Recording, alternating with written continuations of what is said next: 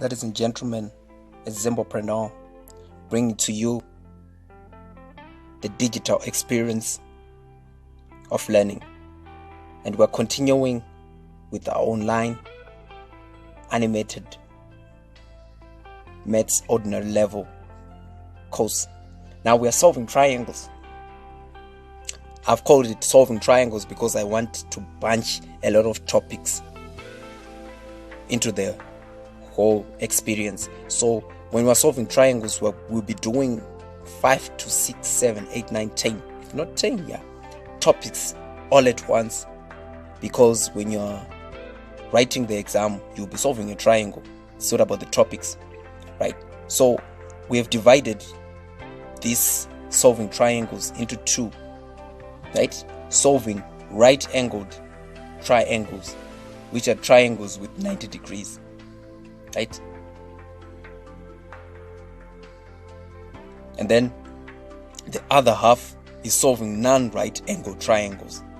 Now these are triangles which are not right angle triangles, or triangles that do not have 90 degrees. Like that one, it's an equilateral. I think it has 60, 60, 60. So your approach in solving the solutions to the problems of a right angle triangle and a non-right angle triangles, they are different, right? But on this video, we are going to start with right angle triangle. So we have two things when we're dealing with right angle triangles. That's Pythagoras theorem and trigonometrical ratio. Pythagoras theorem. Now the Pythagoras theorem states that if we have a right angle triangle, a triangle which has A, B, C as angles, and side B corresponding to angle B, side A corresponding to angle A, and small letter size C corresponding to the angle C there, AB squared is equal to BC squared. Let me start over. AB squared plus BC squared is equal to AC squared. That's the Pythagoras theorem. And in short, we are saying C squared plus A squared should give us B squared. That's the Pythagoras theorem. That side and that side should give us the long side. Basically, that's what I'm saying without naming them. The base, the height is equal to the hypotenuse. I'm going to explain what all those mean as we move forward to trig ratios. But the thing is, you need to be 90 degrees. Let's have a practice question so that this can be clear, so that this starts making sense. So we have a typical exam question. It's a typical exam question because it's a bit tricky. Every exam question is tricky. Yes. Every question, when you open your paper and you see any question in that question paper, it is a trick somehow. Every exam question is tricky. Now, we have two triangles there. There's a bigger triangle and the smaller triangle, and the third triangle, which is more of an obtuse triangle. We're not going to concentrate with that, but it's good for you to decipher what you see on the screen, what you see on the question. So I've renamed them A, B, C so that it becomes easy. So the one in yellow there, that's a small triangle. And we have 6 and we have 10 on the small triangle. And we don't have AB. So by using the Pythagoras theorem, we know that AB should be equal to the longest side, which is 10 squared minus 6 squared. So here we just made AB the subject of the formula using the Pythagoras theorem. And we're using the Pythagoras theorem because that angle is what? 90 degrees. Don't forget that. If that wasn't 90 degrees, we'll be talking a different case here. So it's a matter of simplifying 10 squared minus 6 squared. And what do we get? You can just use your calculator, the 64 there. If you square root both sides, you get 8. So AB is 8. Now, after we get 8, we still want to look for x. How do we look for x? By now using the bigger triangle ABC. And we know that AB squared plus BC squared should give us AC squared. That's the Pythagoras theorem in play, right? And what is our AB? Our AB is 8, the 8 that we have calculated there earlier on.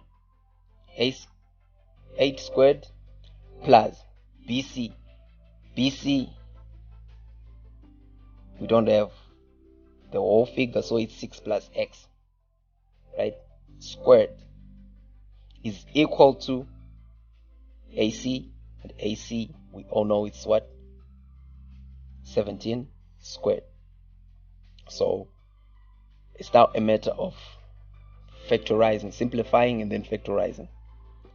6x plus 6 plus x squared should be equal to 17 squared. We take 8, it goes to the other side, it becomes 8 squared, right? And then we simplify the left side and the right side. And again, if all of these things are squared, if the left side is squared and the right side is squared, it means 6 plus x should give us 15. But we have two solutions. Don't forget that we have two solutions, because it's either, it can be negative or positive. So x is equal to 15 minus 6. X is equal to 9. It can be negative because we don't have a negative centimeters, so we just focus on the positive. So our x is 9. So this is how you use Pythagoras theorem. That's a typical exam question. It's not that straightforward. After knowing the formula for the Pythagoras theorem, you need to think outside the box for you to tackle the question. There's no need for me to sugarcoat you and give you simple questions that don't come into the exam. Now, if the Pythagoras theorem doesn't work on a right angle triangle, we use trig ratios. And trig ratios, we use the formula SOHCAHTOA or CHASHO-TAO, whatever you're comfortable with. But the idea is the same. The idea is SO, which is sine, it's opposite over hypotenuse. TOA, that's opposite over adjacent. So the acronym is a way for you to remember. Now we have a more complicated question. Sometimes a question you use Pythagoras theorem. After using Pythagoras theorem, then you use SOHCAHTOA to answer a question. So I'm rewriting it so that I make everything clear there, because it's not that clear. That's 26 degrees over there.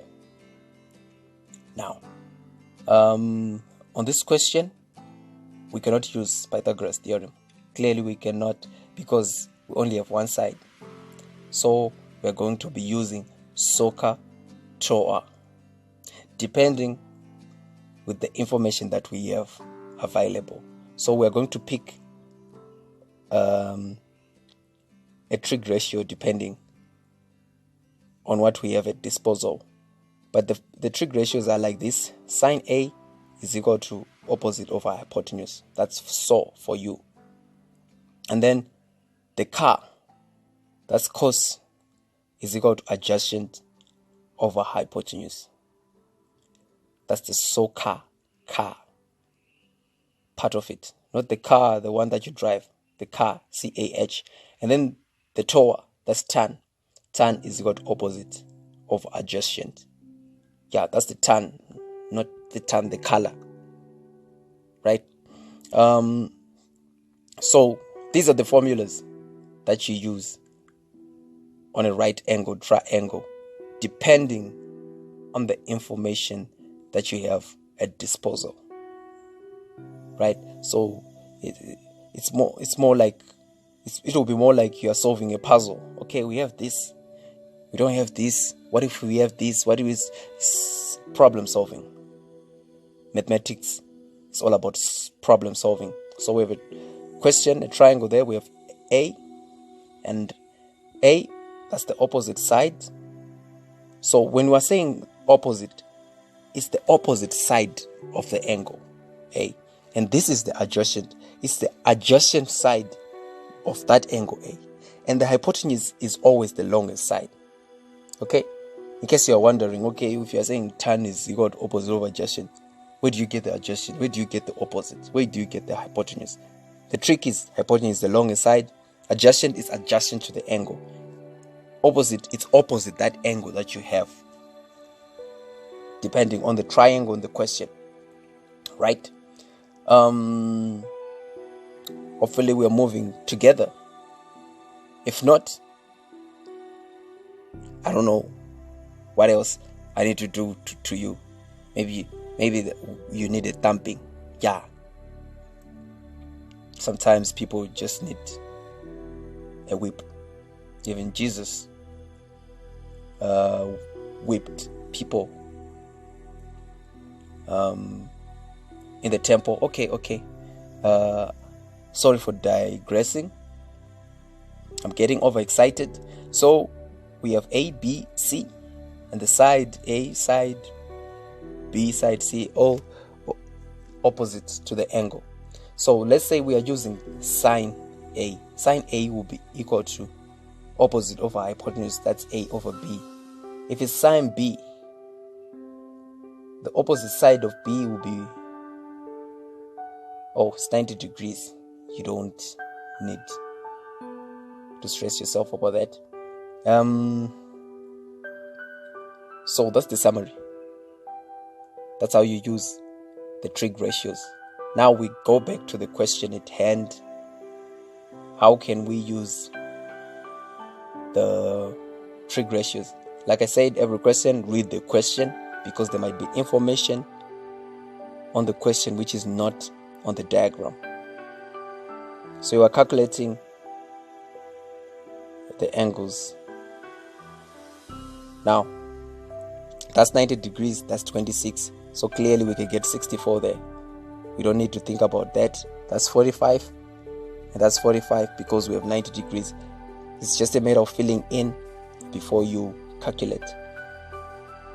We're going to be using sine. Sine 26 is equal to A over 25. Right? So A is equal to sine 26 times 25. We want to look for the side A. Check on the diagram on the right corner. That's the A that we're looking for. So A is equal to 10.95. And when we round it off, it's 11. So already we have found our A to be 11. So we want to solve completely the whole diagram. Already we have 11, and then we can use tan, opposite over adjacent. Tan 64 is equal to opposite over adjacent, which is B over 11. B is the opposite and 11 is the adjacent. So B is equal to tan 64 times 11. So if you punch that into the calculator, we get our answer.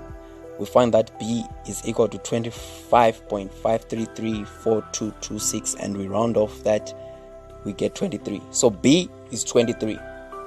Can you see how much thinking and effort that we're putting to fill in the whole diagram? Now we are left with C and C. We know that C and C are the same because it's 45 degrees, and that is an isosceles triangle. So if you get 1c there, you're good to go. Cos 45 is equal to c over 23. Right? So c is equal to 23 times 45. Cha. Cos, that's cha. And that's hypotenuse over opposite. Adjacent over hypotenuse. That's the car that we're talking about. So c is equal to 16. So that's 16. And also that's 16. That small c there. We have solved completely and we collect our marks. So remember, when you're solving right angle triangle, you use Pythagoras theorem or SOHCAHTOA. It's Zimbopreneur, sharing big ideas to big visions.